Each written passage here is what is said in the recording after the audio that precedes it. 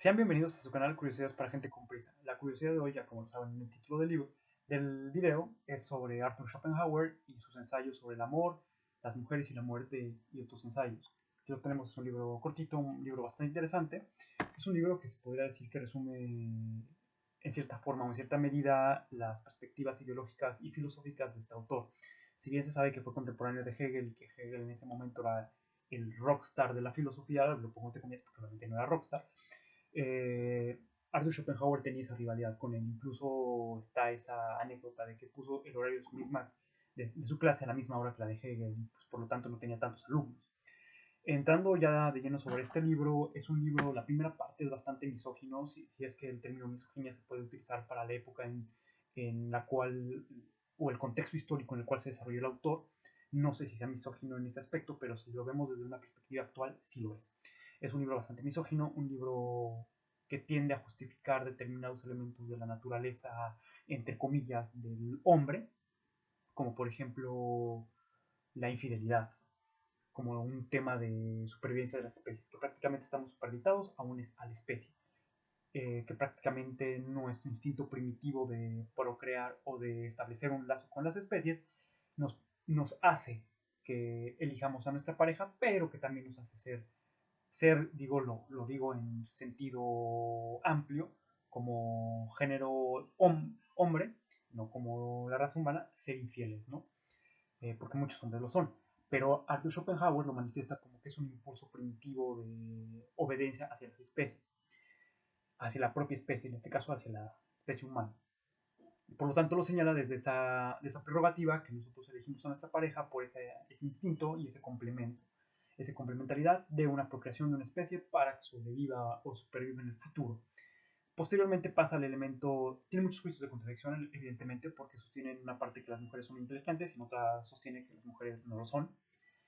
Sostiene que hay hombres inteligentes y luego pasa a decir que realmente los hombres la mayoría son unos brutos. Y ese tipo de elementos hace un juego de perspicacia. Por lo tanto, y por lo tal es un ensayo. Tiene esa cierta autonomía de ser un ensayo y de construir ese conocimiento por medio del propio ensayo. Sin embargo, las primeras partes son bastante misóginas, vuelvo a repetir, pero que si bien nos deja un cierto sentido de características de qué tanto estamos superditados o qué tanto estamos introducidos al propio bagaje cultural de nuestra especie. Los siguientes ensayos que tienen que hablar con la vida, la muerte, el amor, la política, ya son el arte sobre todo, ya son más profundos en el aspecto de que ya entramos dentro de la propia idiosincrasia de Arthur Schopenhauer y entramos desde la perspectiva pesimista, pero es una perspectiva pesimista de carácter esperanzador. ¿Por qué?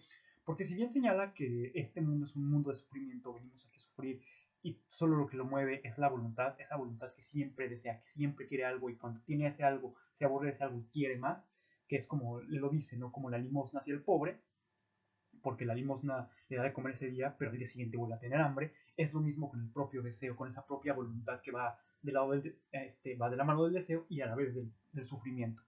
Él lo menciona de esta manera, pero que para combatir esta parte de sufrimiento hay una situación bastante interesante. Una habla sobre cuestiones de la vida, sobre un renunciamiento a puntos suspensivos, que es la forma de purificar ese dolor, y la otra es a partir de la cordialidad, que la cordialidad es un elemento en el cual el ser humano es y también la caridad, ¿no? Es un elemento en el cual el ser humano se comporta correctamente con sus semejantes. Aplica el no hagas a otros lo que no quieras que te hagan. Se podría resumir en esa parte muy sobresimplificada de la parte de Schopenhauer de cómo se debe comportar el ser humano. Sostiene sobre todo en las cuestiones del arte que el arte es una forma de evadir la propia realidad del propio dolor y que la mejor forma de arte es la música porque expresa de maneras generales los sentimientos que se particularizan, por ejemplo, en la pintura, en la literatura, en la poesía, en el teatro, etcétera.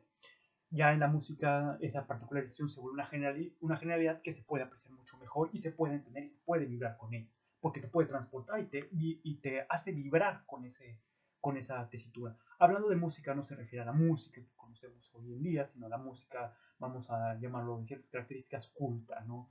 La música clásica, la ópera, etcétera. Creo bien que sí estoy de acuerdo con él, igual que el poeta es el arquetipo que muestra la vida en toda su corrupción y en todo su esplendor, y maneja bien esos sentimientos, que pueden ser unos sentimientos bastante positivos como unos sentimientos bastante negativos. Creo que el libro es bastante interesante, sobre todo hay ciertos tintes en los cuales yo supongo que Michel Foucault se pudo centrar, o incluso tal vez Nietzsche lo pudo hacer. Hay tintes muy supremacistas, que irónicamente al final de cuentas en el epílogo del libro, pues Schopenhauer se arrepiente de ser alemán, o algo así.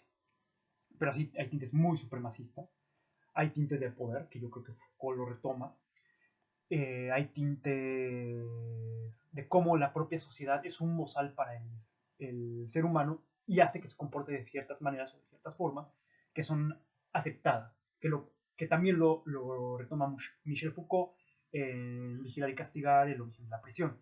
Por lo tanto, creo que es un libro bastante complejo, es un libro bastante interesante y es un libro que tiene mucho para dar, mucho para analizar, mucho para discutir y que creo que nos puede abrir ese parteaguas para la filosofía pesimista de Schopenhauer. Digo pesimista entre comillas porque también se me hace una filosofía esperanzadora, porque nos invita a racionalizar, a sentir, pero no a caer en el estoicismo como él lo maneja, a caer en el estoicismo de bloquear nuestros sentimientos, de bloquear nuestras formas y solamente ser puramente mecánicos, por decirlo así, mecánicos en el sentido de puramente racionales, sino nos invita a sentir, a aceptar ese sufrimiento y a combatir ese sufrimiento por medio de la cordialidad y de nuestros actos diarios. Me encanta que amaba a los perros, creo lo mismo que él, que el perro es el mejor amigo del ser humano y que del perro obtenemos lealtad, obtenemos cariño, obtenemos muchas cosas que no se obtienen de los demás. Se me hace increíble esa parte, igual la parte increíble del arte, y pues se me hace también muy interesante la parte de la política, ¿no? Cómo se maneja, cómo se establece y cómo sirve para controlar la sociedad. Creo que es un libro muy ameno de leer, es pesado, pero ameno, se lee en pocos días, incluso en una tarde, si eres, eres habitual dentro de la lectura y tienes una capacidad de concentración o hiperconcentración bastante buena. A mí no me funciona porque yo a veces tengo que estar leyendo y luego haciendo otras cosas. Creo que tiene mucho jugo. Sostengo que hace un sincretismo de pensamientos. Un sincretismo de pensamientos tanto de Oriente como de Occidente que terminan analizando esa perspectiva del dolor y esa perspectiva del deseo. Y critica mucho también las perspectivas judio-cristianas, que ahí es donde vienen ciertas partes de supremacismo que yo creo que se retoman después para el régimen. Es un libro muy bueno, es un libro que puedes rastrear y puedes rastrear sus consecuencias a lo largo de la historia.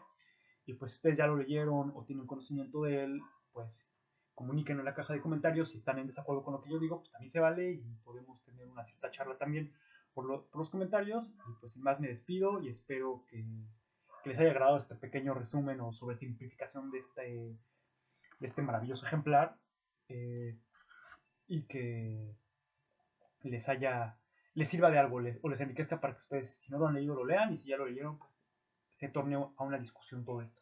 Sin más me despido y hasta la próxima. Gracias.